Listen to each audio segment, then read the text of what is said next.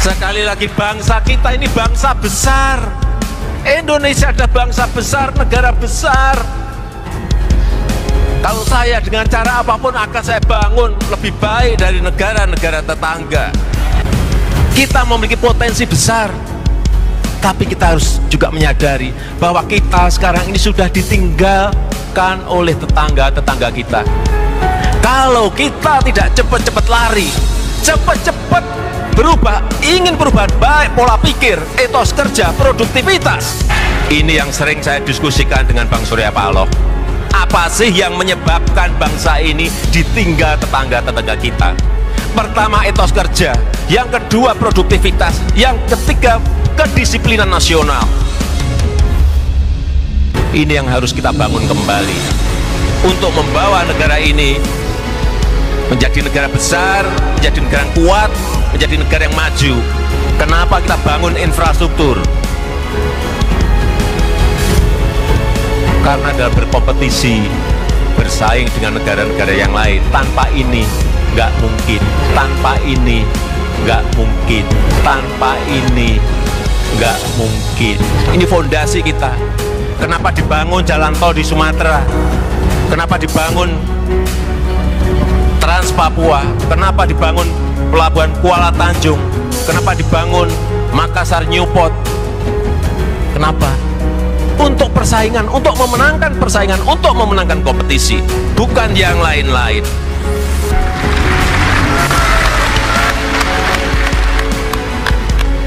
Kenapa dibangun Trans Papua?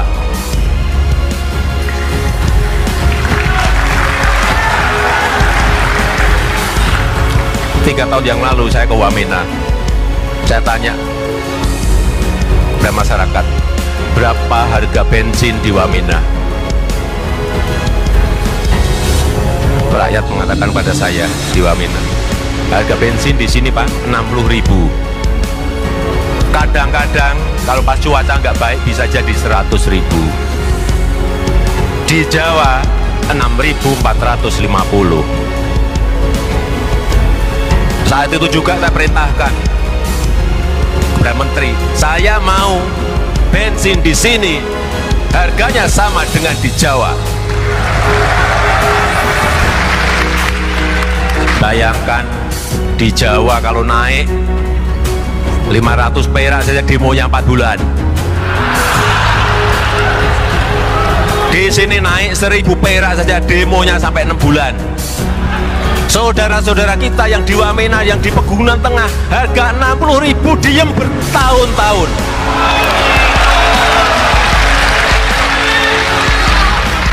Itulah yang namanya keadilan sosial bagi seluruh rakyat Indonesia.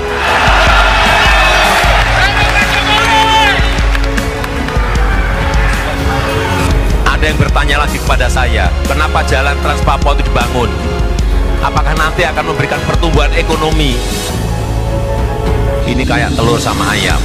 Ini sekali lagi juga bukan karena yang lain-lain. Ini adalah pemerataan, ini adalah keadilan sosial bagi seluruh rakyat Indonesia.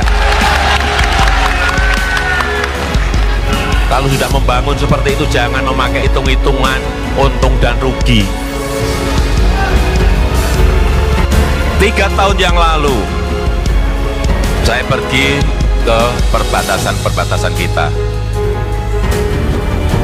Di Entikong, di Arok, di Nangabado, di Motahain, di Motamasin.